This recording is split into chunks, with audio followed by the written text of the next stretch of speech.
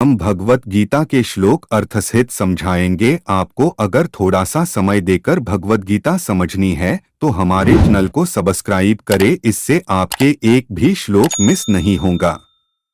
भगवत गीता में कुल 700 श्लोक हैं। श्लोक दूसरा। संजय उवाच दृष्ट्वा तु पंडवानीकं व्यूढ़ दुर्योधनस्तदा आचार्यमुपासंगमे राजा वचन ब्रवीत।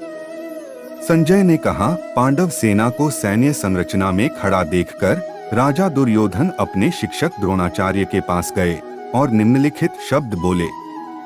अर्थ। संजय धृतराष्ट्र की चिंता को समझते थे, जो यह आश्वासन चाहते थे कि युद्ध होगा। संजय ने यह बताकर उनकी चिंता को दूर करने की कोशिश की कि पांडव सेना एक सैन्य संरचना में युद्ध के लिए तैयार खड़ी थी। फिर वह उन्हें यह बताने के लिए आगे बढ़े कि उनका पुत्र दुर्योधन युद्ध के मैदान में क्या कर रहा था। चूंकि राजा धृतराष्ट्र अंधे थे, इसलिए उनके सबसे बड़े पुत्र दुर्योधन ने वस्तुतः हस्तिनापुर राज्य पर शासन किया। महाभारत में उसे स्वभाव से अत्यंत असभ्य, अहंकारी, दुष्ट और क्रूर बताया गया है। बचपन से ही उसके मन में पांडवों के प्रति सख्त नापसंदगी थी और वह उन्हें नीचा दिखाने का कोई मौका नहीं छोड़ता था। वह जानता था कि हस्तिनापुर के पूरे साम्राज्य पर बिना किसी चुनौती के शासन करने के लिए उसे उन्हें खत्म करना होगा।